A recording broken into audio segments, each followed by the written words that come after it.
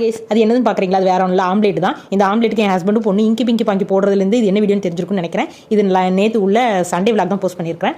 ஆக்சுவலாக monthly once வந்து என் husband Chennai or Tiruppur clinic போயிடுவாங்க. பட் வீட்டில் இருக்க டைமும் என் பொண்ணை கையிலேயே பிடிக்க முடியாது. இப்படி ஏதாவது விளையாடுறது அரட்டை அடிக்கிறது அப்படியே போகும் சண்டே. அப்புறம் ஒரு 10:30 போல தான் லேட்டாக தான் கடலுக்கு போகலாமே அப்படின்னு பிளான் பண்ணியிருந்தோம். எங்களுக்கு இந்த மாதிரி நீர்நிலைகள், ஆறு, கடலெல்லாம் குளிக்கிறது ரொம்ப பிடிக்கும். சரி, ஓகேன்னு மார்னிங் வந்து தேங்காய் பால் கஞ்சி தான் செஞ்சிருந்தேன். அதையும் கொண்டு போய் சாப்பிட்டுட்டு அப்படியே சூப்பராக கடலில் குளிச்சுட்டு வந்தேன்னா உடம்பு அப்படியே ரொம்ப ஃப்ரெஷ்ஷாக இருந்த மாதிரி ஒரு ஃபீலிங்காக இருக்கும். இன்னொன்று ஒவ்வொரு டைம் அந்த அலை வரும்போது ஒரு ரோலர் கோஸ்டர் போன மாதிரி ஒரு த்ரில்லான ஒரு எஃபெக்ட் இருக்கும். நல்லா ஜாலியாக குளிச்சாச்சு. அப்புறம் வந்து தான் சமைக்கலான்னு பிளான் பண்ணியிருந்தேன். ஸோ போகும்போது சொல்லியிருந்தேன் 2 பேரும் எனக்கு ஹெல்ப் பண்ணணும் அப்படின்னு.